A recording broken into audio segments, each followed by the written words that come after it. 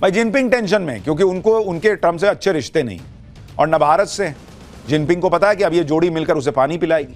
Trump तो वो नेता हैं जिन्होंने अपने पिछले कार्यकाल में ही चीन के खिलाफ ट्रेड वॉर शुरू कर दिया था। चीन से आयात होने वाले सामानों पर भारी कस्टम ड्यूटी लगा दी थी।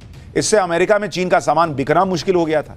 चुनावी अभियान में ट्रंप चीन के सामान पर 60% टैरिफ लगाने की बात ऑलरेडी कह चुके हैं, जबकि अन्य देशों पर यह टैरिफ 10% तक रहता है।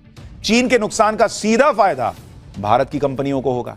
दूसरी बात, ट्रंप सत्ता में आए तो वो टेक कंपनियों और सप्लाई चेन से जुड़ी कंपनियों को चीन से दूर कर सकते हैं। ऐसी कंपनियां चीन से दूसरे देशों में शिफ्ट हो सकती हैं जो ऑलरेडी कई हो रही हैं, और वो भारत आ सकती हैं। भारत का फायदा हो सकता है, जैसे कई कंपनियां ऑलरेडी भारत आ रही हैं। यानी ट्रंप का आना भारत के लिए अच्छी खबर है। अर्थव्यवस्था के मोर्चे पर चीन पहले ही जूझ रहा है।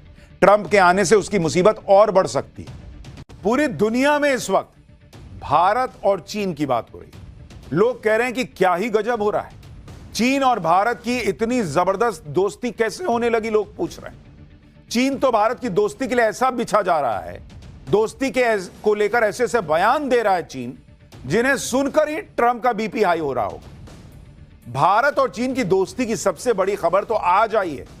खबर यह है कि भारत और चीन के बीच बॉर्डर पर व्यापार शुरू हो सकता है। एलएसी पर टेंशन के बाद यह व्यापार ठप हो गया था। अब 5 साल बाद इसके फिर से तेजी पकड़ने की संभावना है। इसके लिए भारत और चीन के बीच बातचीत चल रही है। यह खबर डोनाल्ड ट्रंप के लिए एक बहुत बड़ा झटका है, क्योंकि ट्रंप इस वक्त ट्रेड को लेकर भारत और चीन दोनों से भिड़े हुए हैं। लेकिन ट्रंप को बहुत जल्दी ही समझ में आ जाएगा कि जो खेल ट्रंप ने शुरू किया उसे भारत और चीन मिलकर खत्म करने की कोशिश कर रहे हैं।